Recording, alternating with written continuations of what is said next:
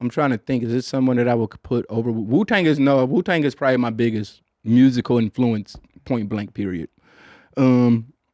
So for hearing, all right, I'll tell you a story about Wu Tang. My dad bought me Wu Tang when I was in seventh grade.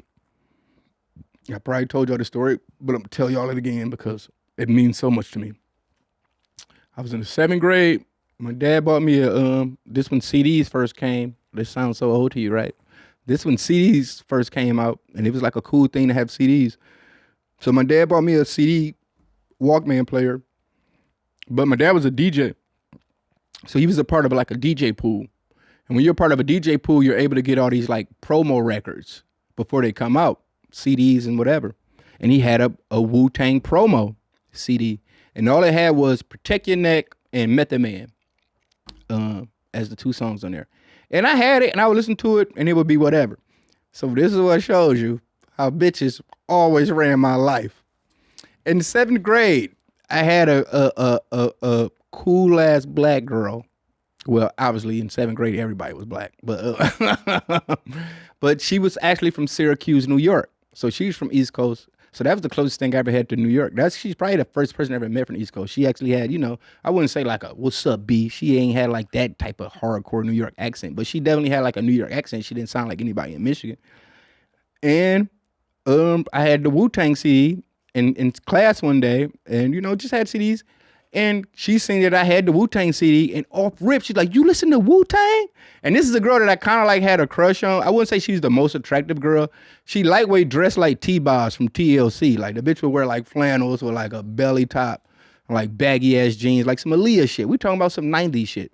So she dressed like that, which other girls in Detroit didn't dress like. This is back in the days. Other girls like, we're in seventh grade, but still, if you was like a fast ass girl, you was wearing like biker shorts with you was looking like a too short move something dancer. You know what I'm saying? But she was she was cool as fuck. She kind of like dressed like a boy, kind of like wearing flannels, but that Leah type vibe, flannel sexy shit. But she seen I had the Wu Tang CD, and instantly she just bust the first few bars like, "Hey, you get off my glove. You don't know me and you don't know my style." I was like, "Oh, I'm in love. I'm in love with this bitch." So it made me more of a Wu Tang fan that this girl in my class from New York, like, so instantly when the Wu Tang first album came out, I had to get it to be like, to impress her type shit. But it eventually, fuck Samira. Once the album came out, it eventually was like, fuck what you talking about. Like, and I got into the Wu Tang. But I will say, man, the Wu Tang TV show, if anybody haven't been watching it, definitely gets my cosign. And I would definitely say, I really love, which I think some people probably hate on, but I was just telling everybody how they did the breakdowns of every artist's album. Like, instead of actually showing like a almost documentary form style of how they, made the albums, they gave them like their own little like episode where it was like a mini movie.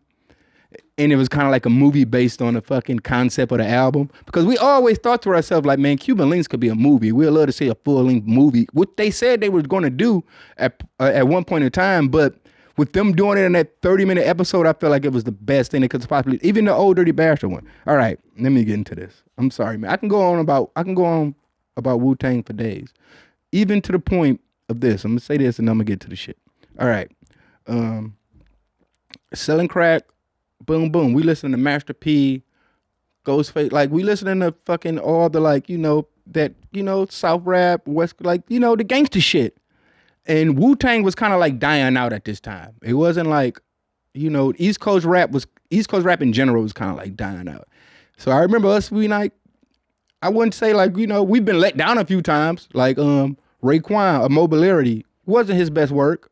And that was like, that was one of those times like, man, you could save it. But then it just, Immobility kind of like fucked a lot of shit up. I will say that, man. Because Raekwon was held high in a lot of hip hop heads' hearts.